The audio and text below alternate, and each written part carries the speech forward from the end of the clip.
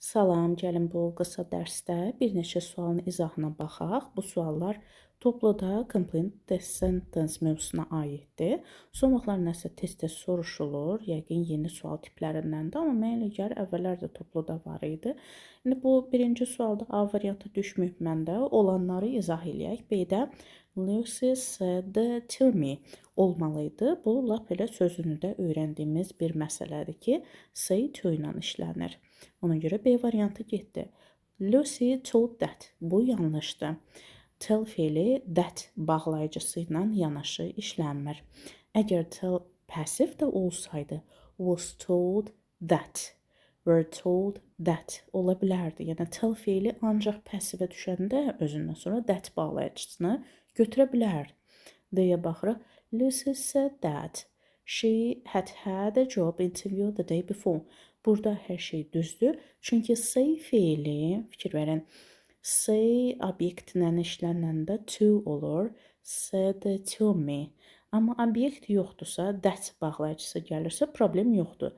Say heç bir obyekt olmadan birbaşa that bağlayıcısı ilə işlənə bilər. Və baş cümləyə keçmişdədir, budaqda da before zaman göstəricisi var. Ona görə burada da keçmiş, bitmiş götürə bilərik. Bu artıq zaman uzlaşmasının qaydasıdır. D variantında hər şey düz oldu. Y variantında Lucy told me if she had a job interview the day before. Oxuyanda adama elə gəlir ki, hər şey düzdür. Çünki told me bu doğrudur. Tell fiili obyektlə birbaşa birləşir. Tell-dan sonra sözünü olmamalıdır. Obyektlə birbaşa birləşməlidir və tell özündən sonra mütləq obyekt tələb eləməlidir. Məsələn, say barədə nə dedik? Obyektlə ola da bilər, obyektsiz də ola bilər. Amma tell obyektsiz olmur. Mütləq obyekt tələb eləməlidir. Və burada zaman uzlaşması da hər şey doğrudur. Amma burada səhv olan if bağlayıcısıdır. Bu da artıq direct indirect speech-in qaydasıdır ki, əgər bizim bax bu budaq hissəmiz sual tipli hissə idisə, o açılanda if və whether bağlayıcısı ilə qoşulmalıdır. Amma burada budaq hissə sual cümləsi deyilmiş. Yəni dırnağın içində olanda bu sual cümləsi deyilmiş. Çünki burada sualla əlaqədar heç bir şey yoxdur axı. Bu adi bir faktdır. Lucy dedi ki, o bir gün əvvəl job interview-ya getmişdi. Yəni burada sual bildirən hissə yoxdur. Yəni sual quruluşu demirəm ha. Sual mənası yoxdur burada. Sual mənası olmadığı üçün if və whether bağlayıcısı olmaz. Bir daha deyirəm, bunu başa düşmək üçün və ya başa salmaq üçün direct indirect speech-dən də məlumatlı olmaq lazımdır. Çünki birbaşa o dırnaqlı cümlələrlə əlaqədardır. Əgər dırnaqlı hissədə sual cümləsi idisə, ümumi sual cümləsi idisə, ümumi sual dırnaqdan açılanda baş cümləyə if və whether bağlayıcısı ilə qoşulur. Yox, əgər dırnağın içində sual cümləsi yox, adi nəqli cümlə imişsə, elə bax bu da adi nəqli cümlə imiş də dırnağın içində. O açılanda that bağlayıcısı ilə qoşula bilər. If və whether ilə qoşulmur. If və whether ilə qoşulmaq nəyə aiddir? Dırnağın içində sual imişsə ona aiddir. Ümid edirəm aşağıdakı cümlələrdə o cür nümunələr olar. 106-ya baxırıq. Düzgünü seçməliyik. The doctor warned me not to eat olmalıdır. Not to eat. Bu kompleks objektin qaydasıdır.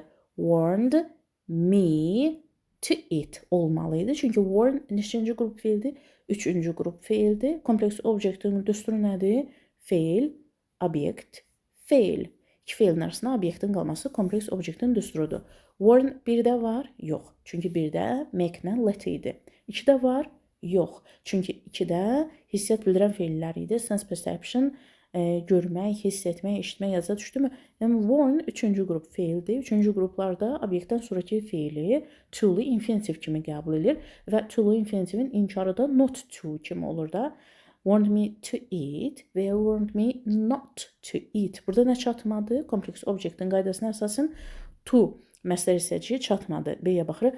The doctor warned me not to eat junk food. Bax, burada hər şey düzdür. Necə dediyimizin düzgün formasıdır. Want me not to eat. Kompleks object. Yəni bu nəyin qaydasıdır? Kompleks objectin qaydası. Görürsünüz, bir mövzunun içində nə qədər mövzudan danışmalıyıq. C-yə baxır. The doctor said me. Bayaq yuxarıda nə dedi? Say hələ sözündən bilirik də. Gəlin sadalayaq. Say to, explain to, talk to, speak to. 4 dənə şifahi feildir. Say to, talk to, speak to, explain to. Bunların həmişə 4-ü də to-lu sözünü ilə işlənir də. Said to me. Burada to-su çatmır. C variantını çıxırıq. D-yə baxırıq. The doctor told to me. Bax, bu yanlışdır. Çünki şifahi, yəni danışmaq feillərini sadaladıq. Hansılar idi? Say to, speak to, talk to, explain to. Tell yox idi ki orada. Yoxdur. Tell obyekti birbaşa birləşir. To-suz şəkildə. To olmamalıdır. Bayaq nə dedi? Tell aktivdə olanda that olmur. Tell passivdə olanda that bağlayıcısından birləşir. Eyni məsələni to barədə də deyə bilərik. Tell aktivdə olanda to qəbul eləmir. Tell passivdə olanda özündən sonra to qəbul edə bilər. D-nə çıxdıq. Tell feili ilə talk feilini də çalışın səhv salmayın, bir-birinə oxşuyur. Talk to ilə işlənir. Tell to-suz işlənir. Y variantına baxı. The doctor advised me don't yox, not to eat olmalıdır. Not to eat. Niyə not to olmalıdır? Çünki yenə də kompleks objektin düsturudur. Advised me və it. Yəni bu objektin, kompleks objektin düsturu nədir? Feil plus obyekt plus feil. Gördük bu düsturu. Advise və it. 2 feildir. Arasında da nə var? Objekt var. Me. Düzdürmü? 2 feilin arasında obyekt. Bu kompleks objektin düsturudur. Ona görə də avtomatik kompleks objekt feillərini yadımıza salmalıyıq. Advise 1-də var idi? Yox. 2-də var idi? Yox. 3-də idi. Advise özündən sonra nə tələb edir? To-lu infinitiv tələb edir və to-lu infinitivi inkar necə olur? Not to kimi not to eat olmalıydı. 107-yə baxaq. Çox qəşəng suallardır. Çünki içində 3-3-də mövzunu xatırlamalı oluruq. She's the correct option. Düzgünü seçməliyik. A-ya baxırıq. She said she was tired. Nə gözəl cümlədir. Nə gözəl cümlədir. Götürürük. Burada deyə bilərsiniz ki, saydan sonra dedik to olmalıdır. To-su hanı? Problem yoxdur. Bayaq dedik ki, saydan sonra to ola bilər, to olmaya da bilər. Yəni nə mənada? Obyektli də ola bilər, obyektsiz də ola bilər. Burada obyekt yoxdur.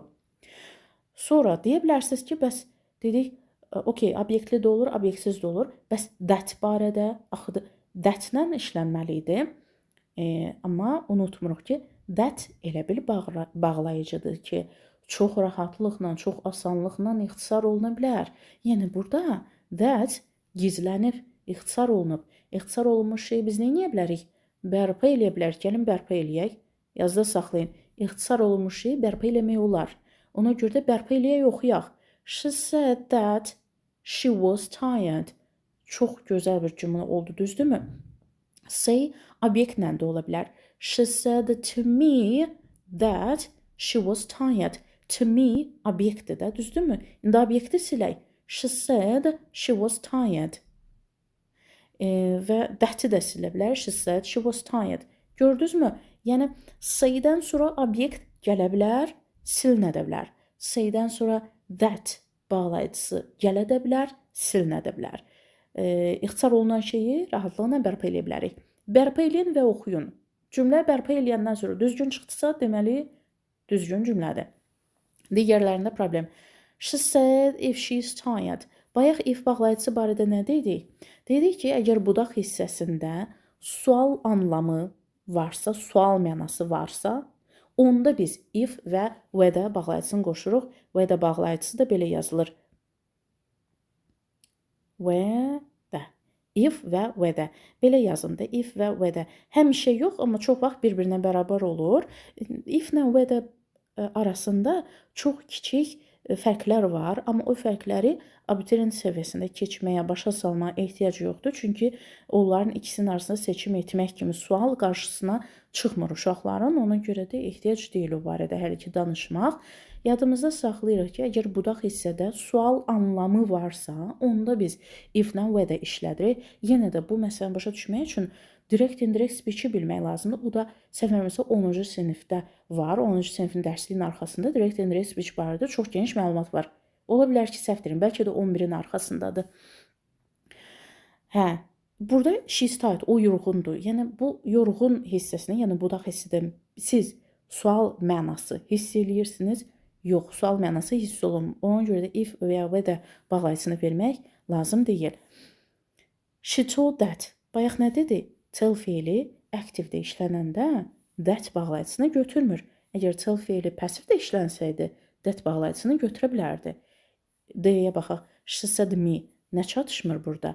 Say obyektlə işlənəndə to olmalıdır. Gəlin 4 dənə feili bir daha təkrar eləyək. Say to, speak to, talk to, explain to.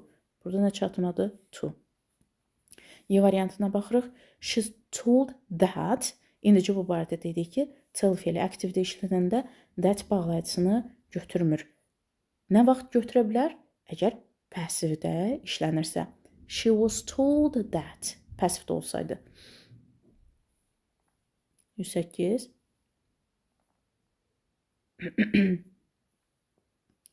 Düzgünü seçməliyik. They said they not like. Səhvdir. Niyə? Deyə bilərsiniz ki, bax bu hissədə heç bir problem yoxdur.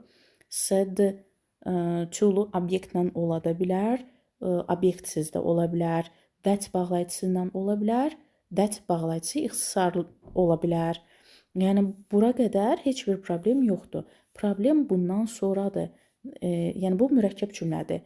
They, gəlin bu xətləri silim. They nədir? Mübtəda. Said nədir? Xəbər. İndi budağın da mübtəda xəbər olmalıdır. They nədir? Mübtəda. Not like xəbər olmaq istəyir, amma xəbər ola bilmir. Niyə? Çünki xəbər nə deməkdir? Xəbər zaman deməkdir. Yazıda saxlayın. Xəbər bərabərdir zaman. Tərsinə də deyə bilərsiniz. Zaman bərabərdir xəbər. Bizə nə lazımdır? Mübtədadan sonra mütləq və mütləq xəbər gəlməlidir. Mübtəda var. Bəs xəbər hanı? Bu xəbər deyil axı. Not like nə deməkdir? Xəbər deyil. Burada mən zaman görmürəm.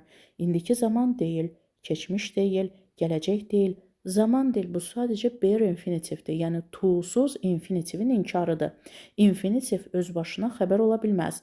Burada düzgün olması üçün nə lazım idi? They don't like.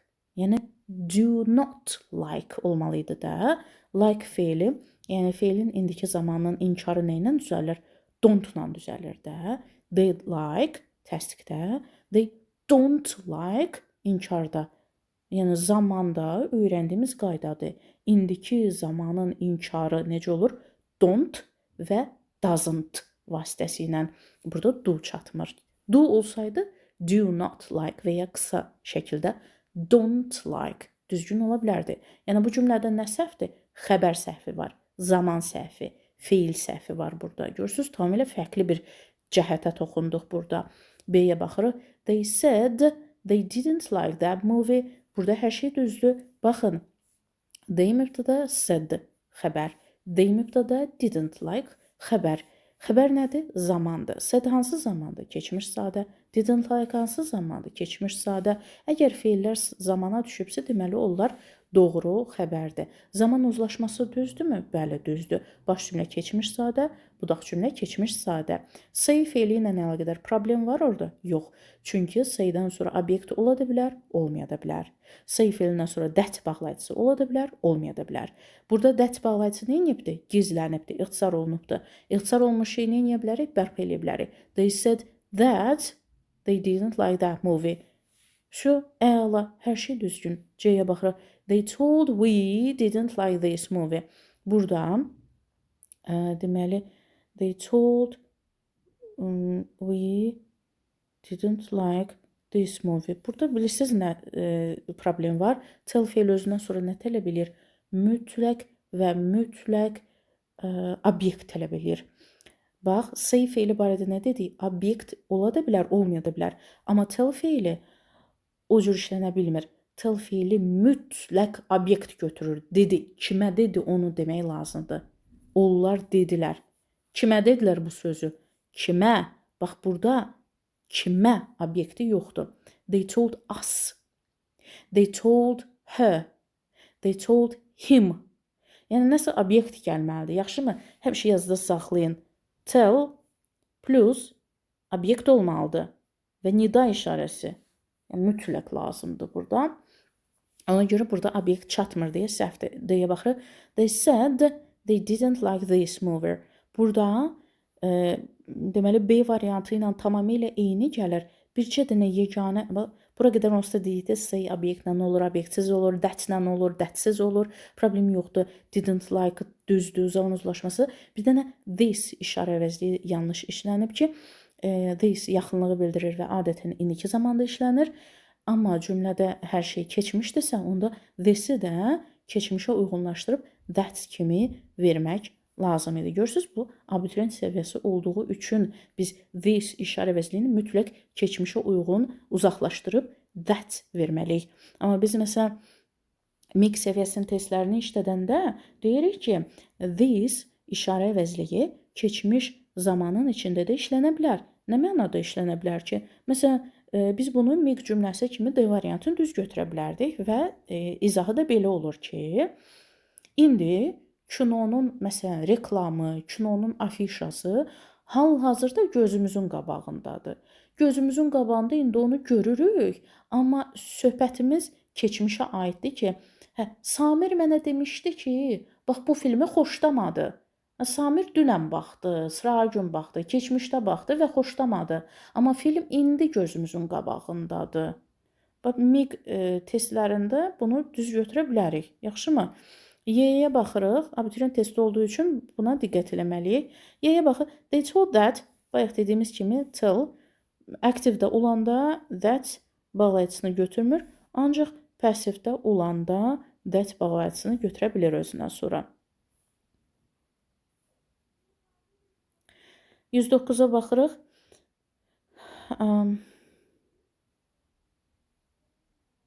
Hani mənim qələmim yox oldu.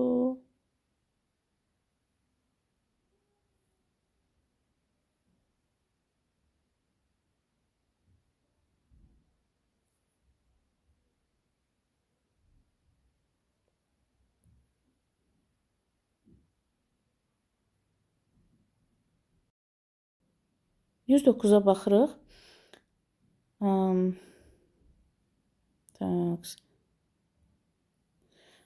A variantını düzgün seçməliyik də.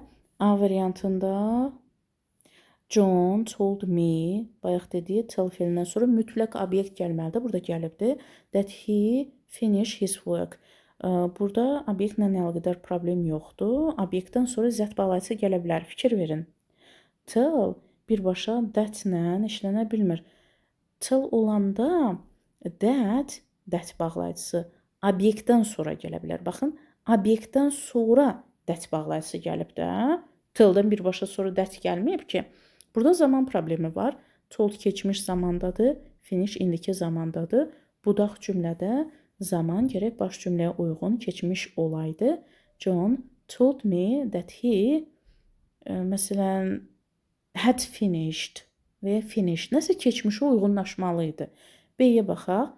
John said to me that he has finished his work. Say to me problem yoxdur. That-in işlənməsində problem yoxdur. Problem has-dədir. Baş cümlə keçmişdi, budaq cümlə indiki bitmişdi. Belə olmaz. Keçmiş və indiki bitmişi since bağlayıcısı uzlaşdırır. Burada since bağlayıcısı yoxdur. Ona görə də biz bunu indiki bitmişlə yox, keçmiş bitmişlə verməliyik. Had finished olmalıydı. C-yə baxırıq. John asked me that he had finished his work. Burada yenə dırnaqlı cümlə məsələsinin qaydasıdır. Yəni direct and indirect speech-in qaydaları tətbiq olunmalıdır. Deməli asked me that, bu asked me xahiş etmək mənasında olsaydı to-lu infinitiv götürərdi. Düzdürmü? Əgər kompleks object kimi yanaşsaq, bu gərək to-lu infinitiv götürərdi. Yəni ya to-lu infinitiv olmalıydı, ya da ikinci yolu da nədir? Ask əgər soruşmaq mənasında olsaydı, if və ya whether bağlayıcısı ilə işlənməli idi. Bayaq dediyi dırnaqlı cümlənin içində sual cümləsi imişsə, onda biz if və ya whether bağlayıcısını işlətməli idi. Yenə də bir daha deyirəm, ask xahiş etmək, istəmək mənasında kompleks obyekt yaradardı və kompleks obyekt olanda me-dən sonra to-lu infinitiv gəlməli idi. Yox, əgər ask soruşmaq mənasında, axı askın bir neçə mənası var. Soruşmaq mənası olsaydı, soruşmaq, deməli budaq isə artıq sual mənasında olardı və budaq isə sual mənasında olanda o baş cümlə if və ya whether bağlayıcısı ilə birləşməli idi. Ona görə də burada yəni bax bu zəhdin işlənməsi yanlışdır. Yəni ya to-lu infinitiv gəlməlidir, ya da if-lə whether bağlayıcısı gəlməli idi. That bağlayıcısı yəni tamlıq budaq cümləsi kimi gələ bilmirdi. That bağlayıcısı o cür bağlana bilmir ask feilinə. Deyə baxırıq. John said that he finished his job. Burada said that, yəni problem yoxdur. Obyekt olmasa da zət bağlayıcısı var, amma zaman bağlayıcısı səhvdir, zaman uzlaşması səhvdir. Said keçmişdədir, finish indiki zamandadır. Ona görə bu finished olmalıydı və ya had finished. Yəni keçmişi uzlaşmalıydı da bir sözlə. Y variantına baxırıq. John said he had finished his work. Burada hər şey gözəldir, hər şey mükəmməldir. Say feili. Obyekti var, yoxdur. Problem yoxdur. Obyektsiz işlənə bilər. That bağlayıcısı var, yoxdur. Çünki that bağlayıcısını rahatlıqla ixtisar eləyə bilərik və birbaşa budaq birləşir. Bu contact clause-dur. Yəni budaq cümlənin baş cümləyə heç bir vasitə olmadan yanaşmasıdır. John said he had finished his work. Hər şey ixtisar eləmişiksə, onda uzlaşmaya baxaq. Keçmiş, sadə, keçmiş, bitmiş. Çox gözəl uzlaşıbdır. Buna bir yekə plus qoyuruq. Görə qaldı nəsə sual burada. 110 qaldı. Mən deyə biləm sual azdır. Sən demə nə qədər cümlə var imiş burada. 110-a baxırıq. Düzgünü seçməliyik. She said that she would call me tomorrow. Burada qəşəng hər şeyi oxuyuruq, gözəl gəlir. Saydan sonra that bağlayıcısı, said keçmişdir, keçmişlə would call uzlaşıbdır. Qəşəng gəl tomorrow çatanda görürük ki, bu hayasız tomorrow cümləni korladı. Çünki tomorrow dırnaqdan açılanda, baxı direkt indirect çevirməsidir. Dırnaqdan açılanda, əgər baş cümlə keçmişdədirsə, tomorrow sözü keçmişə tabe olaraq the next day, the following day kimi əvəzlənmə baş verməli idi. Tomorrow sözü keçmişin təsirinə düşəndə the next day, the following day kimi sinonimlərlə əvəz olunmalıdır. Yaxşı, tomorrow sözünü keçmişin içinə atmaq olmaz belə. Bu çıxdı. B-yə baxırıq. She said to me that she will call me tomorrow. Burada görürsünüz, baş cümlə keçmişdədir. Say to me problem yoxdur. Say to ilə işlənir. Zətdə də problem yoxdur. Problem will-dədir. Keçmişlə will uzlaşmır. Həm də keçmişin içində tomorrow sözünü də işlədə bilmirik. C-yə baxırıq. She told that. Tell feili aktivdə işlənəndə that bağlayıcısını götürmür. Passivdə işlənsəydi that bağlayıcısını götürə bilərdi. D-yə baxırıq. She said she would call me the next day. Bu superdir. Say feili obyektlə ola bilər, obyekt ixtisar oluna bilər. That bağlayıcısına ola bilər, that ixtisar oluna bilər. Burada hər şey ixtisar olunubdur. Birbaşa budaq gəlibdir yanaşma üsulu ilə. She would call me. Görürsünüz, keçmişin təsirindən will çevrilibdir would-a, would call. Tomorrow-da nə edib? The next day ilə əvəzləşdirmə eləyibdir. Tomorrow sözünü keçmişin içinə götürüb atmaq olmaz. Onu sinonimlə əvəz eləmək lazımdır. Deməli, D variantında hər şey mükəmməldir. Bəs Y variantında problem nədir? Keçmiş və will bir yerdə uzlaşmır.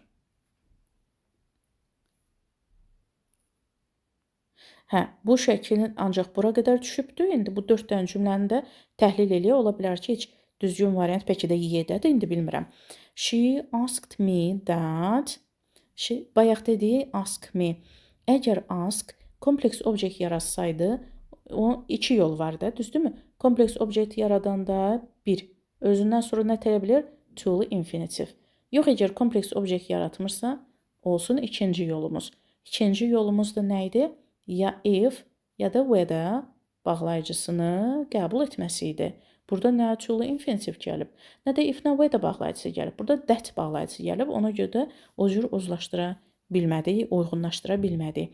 B-yə baxırıq. She said she will. Baş cümlə keçmişdədir, budaq cümlə gələcəkdir. Bu cür zaman uzlaşmır. B-nə çıxdıq. C-yə baxırıq. She told that. Tell feili aktivdə işlənəndə that bağlayıcısını qəbul eləmir. Ancaq passivdə işlənsəydi that bağlayıcısını qəbul eləyə bilərdi. Bu da səhvdir. D-yə baxırıq. She said she would finish the report the next day. Said keçmişdədir. Keçmişə uyğun olaraq will çevrilib nəyə? Would-a. Keçmişə uyğun olaraq tomorrow nəyə çevrilibdir? The next day. Yəni tomorrow əvəzinə. Yaxşımı? Tomorrow əvəzinə. Tomorrow əvəzinə. Və saydan sonra birbaşa nə gəlibdir? Budaq gəlibdir. Görürsünüz, başla budağı ayırdım. Saydan sonra obyektə ixtisar oluna bilər, gələ də bilər, gəlməyə də bilər. Saydan sonra that bağlayıcısı gələ də bilər, gəlməyə də bilər. Və beləliklə hamısı ixtisar olunanda say feilindən sonra nə gəlir? Birbaşa contact clause, yəni budaq cümlə yanaşma üsulu ilə heç bir bağlayıcı olmadan.